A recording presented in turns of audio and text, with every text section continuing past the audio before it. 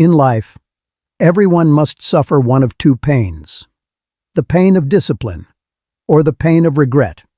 You must endure one of them. The pain of discipline weighs just ounces and lasts for moments. You'll forget all about it in a short time. But the pain of regret weighs tons and will torment and persecute you for the rest of your life. You will never forget it. You will never escape it. We are all born into a contract we never signed, a deal struck with time itself. From the moment you drew your first breath, the clock began its indifferent countdown, and the universe presented you with an unavoidable choice. You cannot opt out. You cannot remain neutral. You cannot hide in the shadows of indecision, for indecision is, in itself, a choice. In this life, every soul must carry a burden, and that burden comes in only two forms: the weight of discipline or the weight of regret. But here is the devastating truth that most people realize far too late. Usually, when the shadows have grown long and the sun is dipping below the horizon of their lives, the pain of discipline weighs just ounces and lasts for moments. You'll forget all about it in a short time. But the pain of regret weighs tons and will torment and persecute you for the rest of your life. You will never forget it. You will never escape it. Imagine, if you will, the quiet stillness of a room at 4 in the morning. The world is asleep, wrapped in the thick, suffocating comfort of blankets and dream. In that darkness, there is a person staring at a ceiling. They are facing the first pain, the stinging, cold, sharp pain of discipline. It is the pain of the alarm clock that feels like a physical blow. It is the pain of the sore muscle that protests every movement. It is the pain of saying no to the easy path, the warm bed, and the instant gratification that the rest of the world is currently gorging on. It feels like 1,000 tiny needles. It is uncomfortable, it is lonely, and it is exhausting. But now, imagine another room, decades later. The sun is setting on a life that is mostly behind them. This person is also staring at a ceiling, but the weight on their chest is different. It is not the sharp sting of a needle. It is a crushing, suffocating mountain of what if. This is the pain of regret. It doesn't sting, it erodes. It doesn't tire you out. It hollows you out until there is nothing left but a shell of a person who once had potential. Let me tell you about the slow poison of the easy path. We live in a world designed to sell us the easy path. We are bombarded with advertisements telling us we deserve comfort, that we should follow our impulses, and that later is a safe place to store our ambitions. This is a predatory lie. Later is not a time, it is a graveyard. It is where the greatest books never written, the businesses never started, and the lives never truly lived are buried in unmarked graves. Think of your health, the very vessel that allows you to experience the texture of this world. The pain of discipline is the 30 minutes of sweat when you'd rather be scrolling. It's the choice to eat what nourishes your cells rather than what merely entertains your tongue. It is a small daily tax you pay to the gods of longevity. But if you refuse to pay that tax, the interest accumulates at a bankrupting rate. The pain of regret manifests years later in a sterile doctor's office, hearing a diagnosis that could have been prevented by the very discipline you mocked in your youth. It's the moment you realize you can no longer play with your grandchildren because your body has become a rusted prison of your own making. You sit on the sidelines of your own life, watching the people you love move with a freedom you traded for a decade of extra sleep and processed sugar. That is a heavy, dark sadness, the realization that you sold your future mobility for the price of a few moments of comfort. Consider the athlete who chooses the pain of the track over the comfort of the pub. In the moment, the cold air burning their lungs feels like a punishment. Their peers are out laughing, drinking, and living for the now. But 30 years later, that athlete is still climbing mountains, still breathing deeply, still possessing the agency to move through the world. Their peers are struggling to walk to the end of the driveway. The punishment of discipline was actually a deposit into a bank account they are now drawing from with joy. In later life, you'll wonder about the anatomy of regret and the ghost of potential. Regret is a ghost that haunts the hallways of your mind, and it is a hungry ghost.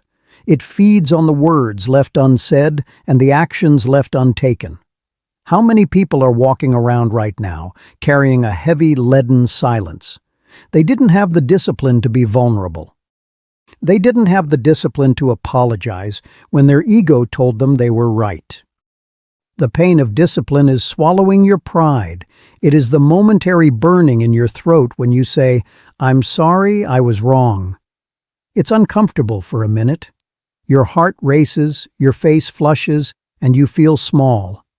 But the pain of regret is standing at a funeral, looking at a wooden box, and realizing you will never have the chance to say those words again. That weight is unbearable. It stays with you in the quiet moments, a silent scream that never finds an exit. It is the realization that a relationship died not because of a grand betrayal, but because of a lack of the discipline required to maintain it. Ordinary people, people like you and me, often fall into the trap of thinking that big regrets come from big mistakes. They don't. We think regret is the result of a catastrophic crash, but it's actually the result of a slow drift.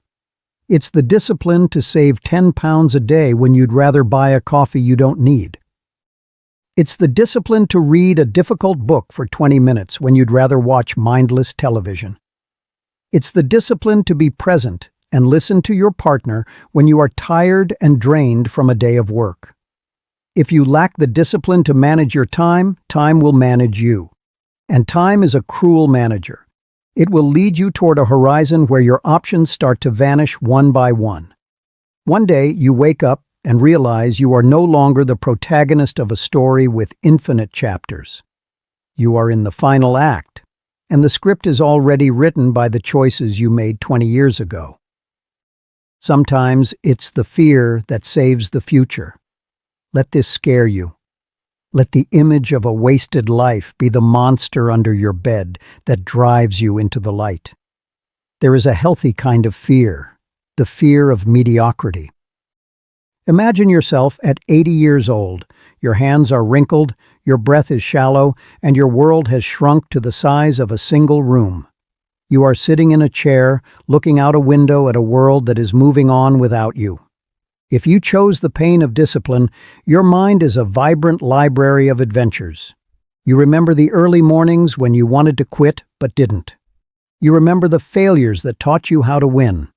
You feel a deep, quiet satisfaction. You are tired, but it is the good tired, the exhaustion of a runner who has left everything on the track. You have scars, but those scars are the maps of your victories. Now, imagine the alternative. At 80, you look back and see a gray fog. You see a life spent avoiding discomfort. You see a long, pathetic line of, "I'll do it tomorrow." You realize that you played it safe, and in doing so, you lost the only game that mattered.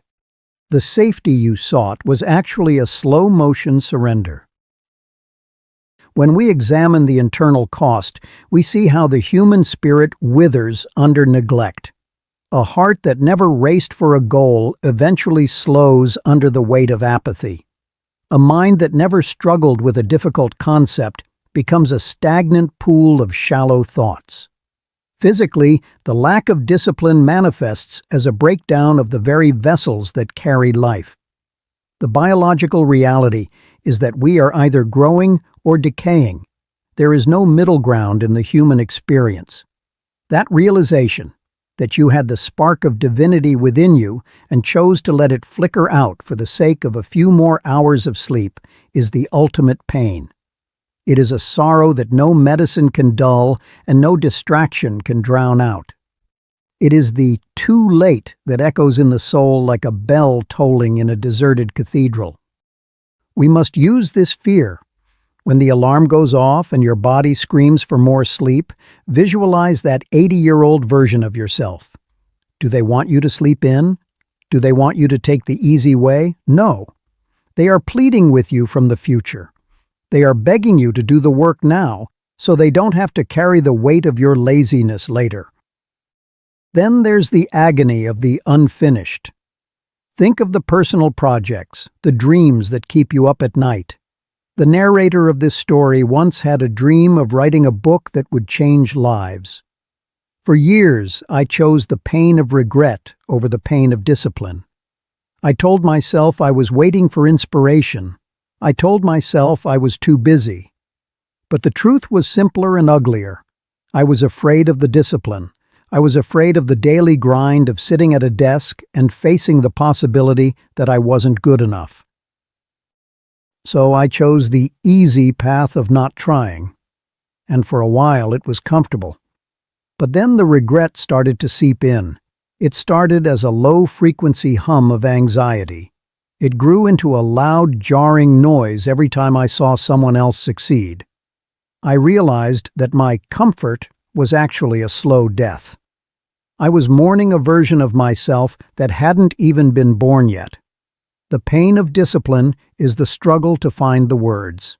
It is the frustration of a bad first draft. It is the sacrifice of social events to stay at the keyboard. But the pain of regret is looking at a blank shelf where your life's work should have been. It is the realization that you had a gift and you buried it in the dirt because the shovel felt too heavy. But there is hope in the hardship. But listen closely, because here is where the light breaks through the clouds. This is not a death sentence. It is a wake-up call.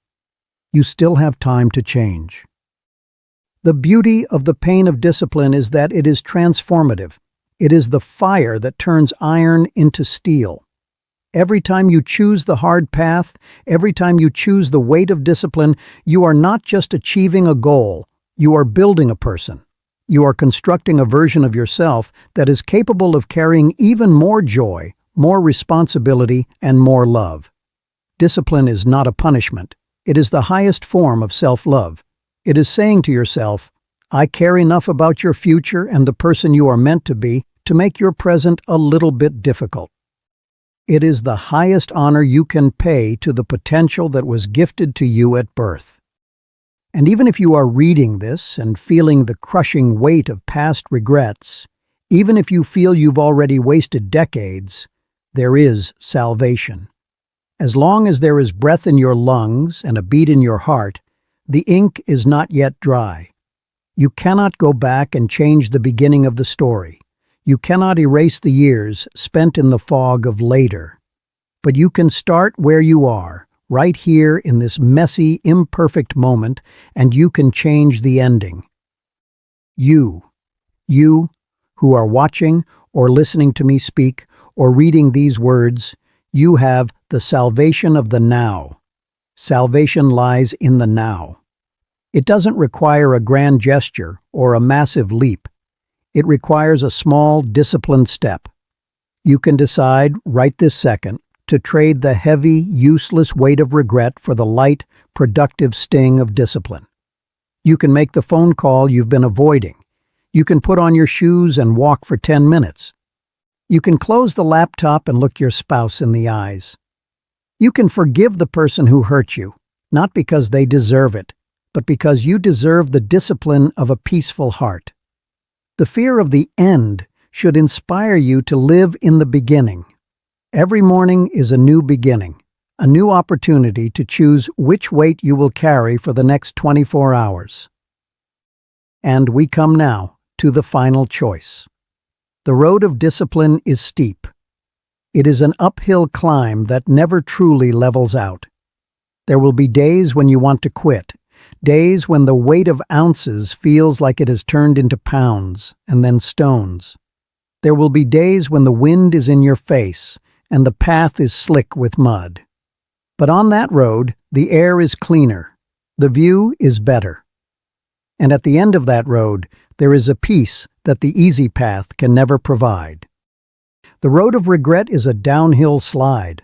It's easy at first, it's comfortable, it's fast. You feel like you're flying. but it ends in a stagnant swamp of bitterness, envy, and could-have-beens. It ends in a place where you realize the gravity of your choices has finally caught up with you, and there is no more mountain left to climb.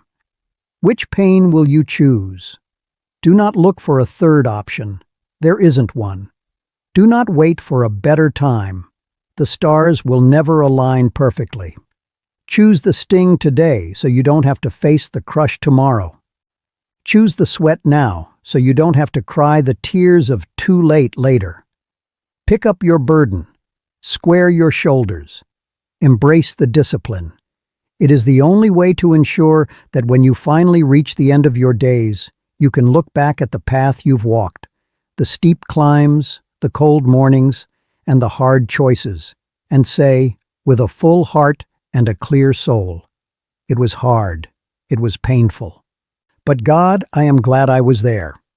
Leave the ghosts of regret behind. Step into the light of the struggle, because, in the pain of discipline, you will not find your end. You will finally find your life.